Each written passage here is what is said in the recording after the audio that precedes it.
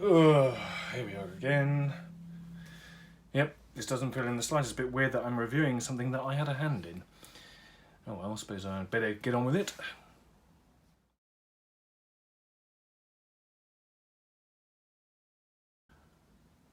Welcome back one and all, it's an absolute pleasure to have you back with me. Today's video is another of those request videos. In fact, this one's been requested by quite a few people, so yeah, what is it? Well, you know what it is because you've seen the thumbnail and the title of the video. It's reviewing the Third Doctor's TARDIS. So yes, it's another TARDIS video. Yeah, I've had a number of my friends talk to me over the last few months about this, and would I do it? So yeah, why not? Okay, so first impressions, let's review the box because that's what everybody seems to do. I do actually like this box. I quite like the colours, it's quite classical in a way. It reminds me somewhat of the Dennis Fisher, the Dennis Fisher TARDIS toys from the 70s. And I happen to have one of those and it's rather nice. It's got all the usual guff on it, it's got the classic logo, it's got some stuff up here telling you that it's the 14cm or 5.5 inch range, tells you what it is. It's got this nice window that you can see through, you've got your TARDIS and your little John Pertwee dolly down there. On the back here we have a lovely little picture of the said product and a load of crap that I can't be bothered to read, including information again on how big this thing is. And look, opening doors! I mean, in fact they say opening doors here as well. And here. I mean, this reminds me of the time when I received my first ever prop. It was, well, not first ever prop, it was a Dalek prop. And the day it arrived and it was put into my house, my mother took one look at it and said, so what does it do then? And I just said to her, look, whatever it does, it's doing it now. Because it didn't do anything. And that relates primarily to this, because as we all know, this TARDIS here doesn't have any electronics in, it's just a shell. So I can see character trying to turn a negative into a positive. With opening doors! Exclamation mark! I mean, why don't they just say, this thing has windows, this thing's blue, it's got weathering. John Pertwee. He looks like John Pertwee. He's got arms and legs that move and a head that turns. So anyway, yeah, nice window. I do like this window. And what else have we got? Oh yeah, the bottom. Again, not much to report here. Barcode, some instructions to show you how to close a door. And just a lot of other guff that nobody cares about or is interested in. So let's get on to the main thing and start looking at the actual toys. Straight out of the packet, it's John Pertwee, aka the Third Doctor. He looks alright to me. Here's a view of him all the way around. He stands up nicely. He's got a few little paint splodges on it that I don't like, but overall, yeah, that looks like John Pertwee. Look, his head moves, I think. Well, not very far. It sort of moves. Okay, he can look left and right. Yeah, the paint up is okay. There's a bit of a glue mark down here on this one, and a nasty little mark there, but to be honest, I actually don't care. The costume, actually that's a bit of a weird one. It's in his traditional red smoking jacket costume, which everyone sort of associates with this particular Doctor. But for some reason they've got this cravat thing here, and actually looking at it, that looks like it comes off. Now if I could be bothered, I would take that off, but I can't be bothered. So anyway, I don't quite know why they've done this, because when I think of this particular costume, I think of the little bow tie that he had. So, and I believe that the bow tie version was in a 13 Doctors set. So quite why they didn't just re-release that one, I don't know. But yeah, that marginally irritates me. I don't know why it's white either. Frankly, I don't care. I could paint it green, so because I think he had a green one with this jacket in The Demons, which is a story I don't particularly like, but I suppose if I could be bothered, which I can't, I could replace that or repaint it. Overall, I think the sculpt is rather nice. The eyes are fairly decent on this one. The only thing I'm not overly keen on is the lips. They look a little on the pale side. It's almost like he's wearing lavender lipstick. But as a figure, I think he's alright. He stands up nicely. Look, I can spin him and he doesn't fall over. Bing, bing, bing, bing, bing, bing, bing, bing, bing, bing, bing, bing. That took a lot to get him to fall over. So, what does he do? Well, his head slightly turns, his arms, this is the first time they've ever been turned, so his arms have got the 360-degree rotation there and there.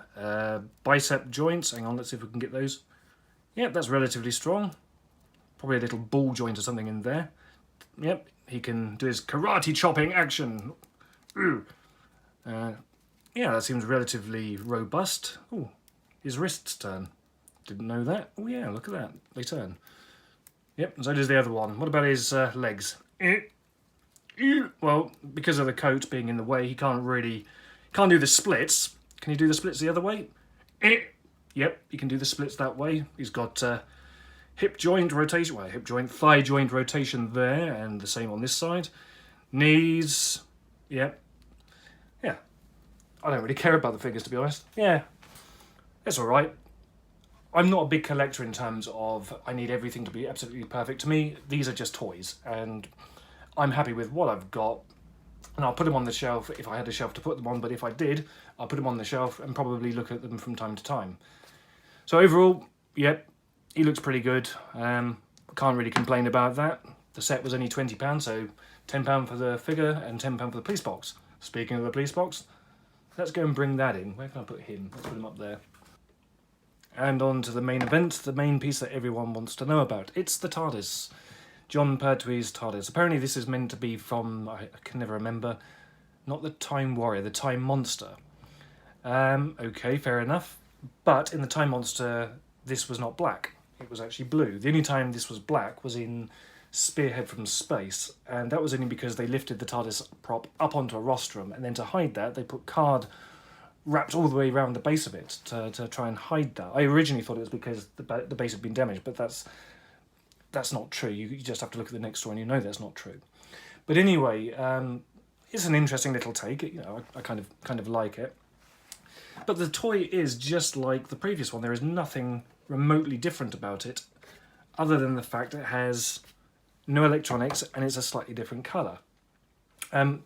Yeah, looking at the base, obviously there's all the guff from all the trademarks and what have you telling you who's made it, but the actual button was there. Look, you can sort of see it. That's the ghost of the button, or the activation. So when you picked it up and put it down, it made the light flash and the sounds go.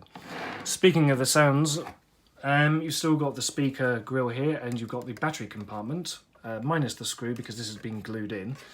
If we open up the TARDIS and look inside, there is the battery compartment still present. The doors just come back on the little latch here, and you operate the spring thing here to make that happen. So yeah, there's not much more I can say about it. Now, if I had been doing this, I would have made a few changes.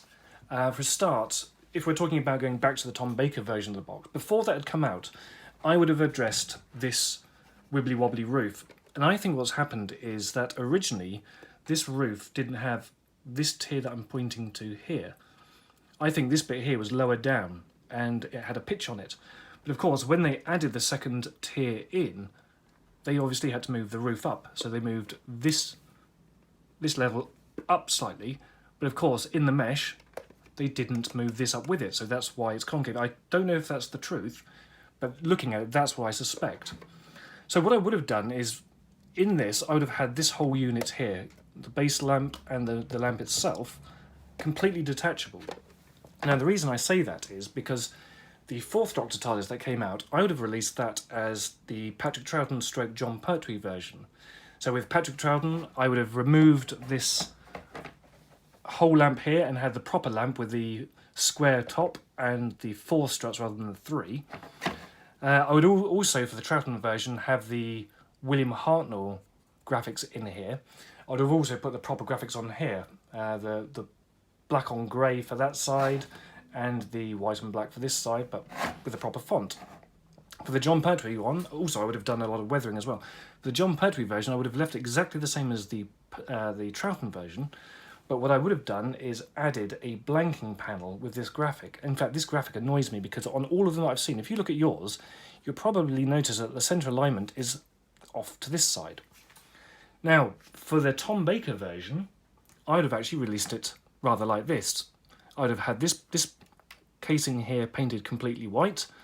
I would have replaced these graphics with the proper graphics for the Newbury prop. This is what I'm talking about, the Newbury prop. and I would have had the proper Newbury prop graphics in there. So that's what I would have done, and I would have released it as a set with these, because just imagine that as a set, you know, that as a Newbury prop and these all as one set. That would have been pretty good, I think. Well, to my mind anyway. Sell it for about 30-40 quid. Bob's your auntie. Something else that I've always thought about this particular version of the TARDIS toy, you know, the one that was released for Tom Baker, and this one is, this looks surprisingly like the little filming miniature that was used during the 1970s. I mean, make this a much darker blue. I mean, you can still buy the original blue paint, I forget what it is now, but you could easily turn this into that miniature from Pyramids of Mars, or Pyramids of Mars as we used to call it. Sutek Ibarika, Kilibaka, Itsitsi. In fact, my friend was in that, in Pyramids of Mars. I think he played, I always get it mixed up. Lawrence Scarman he played, and he was in a bunch of other Doctor Who stories as well. I was actually the producer of one of his plays, a play what he wrote. I didn't last terribly long because the play was crap. So I don't think it ended up, you know, going to the stage in the end. I think they just cancelled it because it was so shite. But anyway, that's another story for another time. But yeah, that's what I think that looks like. You could easily modify that into the filming miniature. So, in conversation with various people over the last few weeks, a few questions have arisen. I've been told that people are sort of questioning this.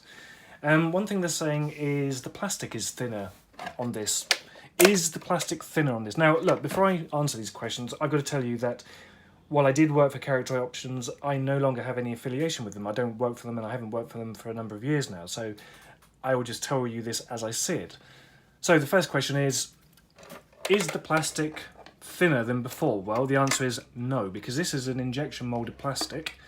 It has an inside and an outside, let's say. So that's why you got these little raised details in here. I'm not going to go explaining how injection molding works. If you're interested, I'm sure you can go and look it up. So to say that the plastic on this is thinner is not the case. I think a few people have noticed that if you hold this thing up to the light, you can sort of see through. In fact, you can sort of see it here, look. In fact, I've got a torch here somewhere. Let's see if we can... So, yeah, you can see. Let me bring it closer to the camera. There you go. You can see through it, which you couldn't do on the previous release. Now, there is a reason for that. This toy, that most of these sort of toys, are made from a plastic called ABS. Now, ABS in its raw form comes clear. You can tint ABS to the colour you want, and they've clearly tinted it to this light blue. So because it is a light blue, they don't need that much tint to make the colour register. So what they've done there is they've just put enough. In terms of the plastic, it is exactly the same as all of the other TARDISes. They haven't crapped out on it. It is exactly the same type of plastic, at the same quality.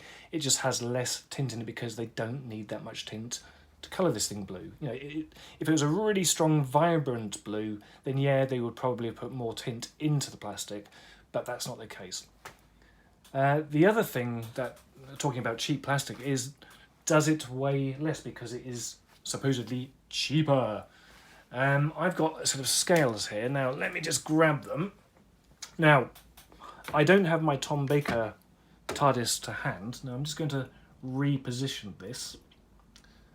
Actually, let me come back and reset the camera up. There we go, there's the scales. Now, I'm just going to bring in the other TARDIS here. Let me close the door.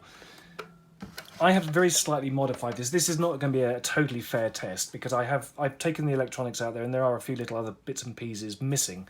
But overall, this is more or less the same mass, roughly. This is not going to be totally scientific. But it gives a sort of fair appraisal of the differences in weight with this. Now, I'm just going to switch this on and gently lower that down. Now that comes to 275 grams. Let's move this one on, and that comes to 233 grams. Now that is a little bit lighter. As I said, it is missing.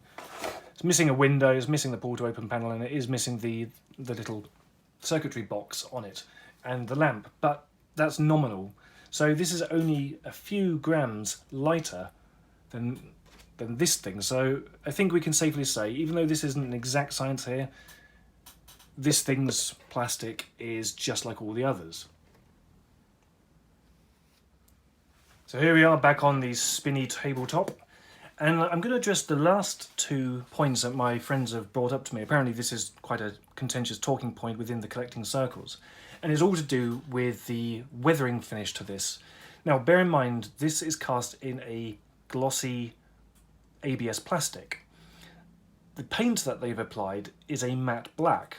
Now obviously they've had to thin this stuff to get these washes. Now one of 2 things can happen depending on what you do with your washes. If you thin it reasonably, the wash will retain its matte finish. So what they've clearly done is they've thinned this stuff down and put all the wash everywhere, and then they've taken a rag and battered it back. And what you end up having is a finish that has the original blue gloss underneath it with a matte wash on top of it. And yeah, that can feel potentially powdery, especially when you touch the thing, the areas that don't have so much black on it. So that's one thing, that's perfectly normal. The other thing that people have spoken about is, apart from the fact that some of the washes aren't particularly good, or is it missing bits, or areas haven't been done. But the other thing that people have spoken about is that the wash is really tacky. Again, that's really easy to explain. It shouldn't have happened, but what's happened is that the wash is too thinned. So what you end up with is, rather than thin down black paint, you have really thin down black paint that is more binder than actual matte paint. And that can result in a slightly glossy, sticky surface because it's never truly drying. I mean, it does glossy, all sorts of glosses. Even if you go home and have a look at your house, and I'm sure you could go and find something painted in gloss white or something. Go and stick your finger on it, you'll find it has that very slight tackiness to it. It's fine, but there is a very easy thing you can do.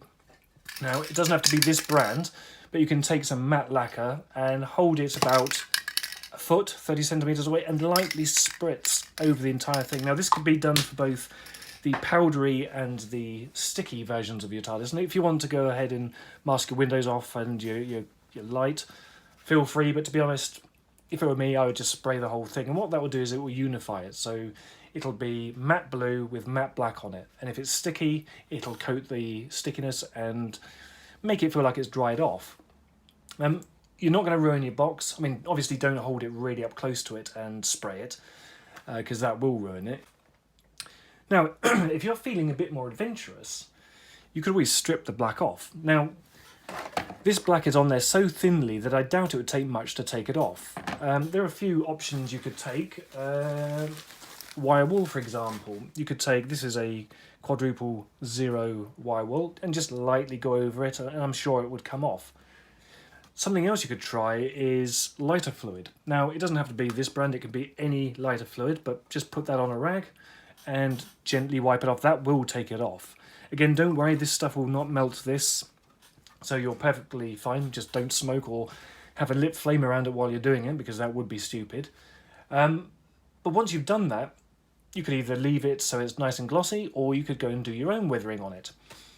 So if you're being adventurous and you're stripping the stuff off, you might as well put your own weathering back on it. But if you were to do that, I would recommend, again, with this, give it a quick blast of that, and you'll be all happy and fine and dandy. And that just about wraps up what I have to say about this particular product. I think for £20 it's worth it. If you missed the Tom Baker TARDIS, get this thing. It's relatively cheap. You're looking at, what, £10 for this and £10 for the police box. I think it's a bargain. I don't think it's as bad as people think it is.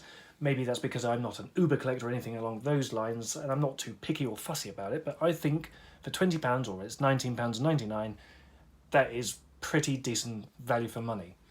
I also hope that some of the things I brought up about the technicalities of this, hopefully that's of some use to you. Hopefully it's put your mind at rest or made you feel worse. I hope it hasn't made you feel worse, but I think if you look at these things, all is not lost if you've got one that's got pretty crappy weathering. You can fix it. Not that you should do, but you could. So, that ends what I have to say on this. Now, before I go, what I would love to ask you to do, if you would, that is to like, comment, subscribe, and press the notification bell, because apparently that really helps the channel, and I don't know what's been going on recently with YouTube, but people aren't getting any notifications that I'm uploading anything, and I'm certainly not receiving any notifications anyway. But anyway, if you could do that, that'd be fantastic. I hope you've enjoyed what you've seen today. I hope it's proved useful, and it's been, as always, an absolute pleasure having you here. I really enjoy it. So until next time, have a good day, have a good week, month, however long it is until I come back, and I'll speak to you again soon.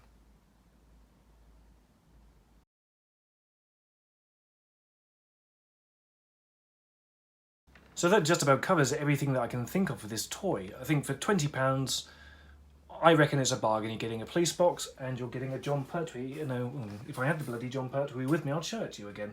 Where the f*** is it? Oh, it's up there. Start that again.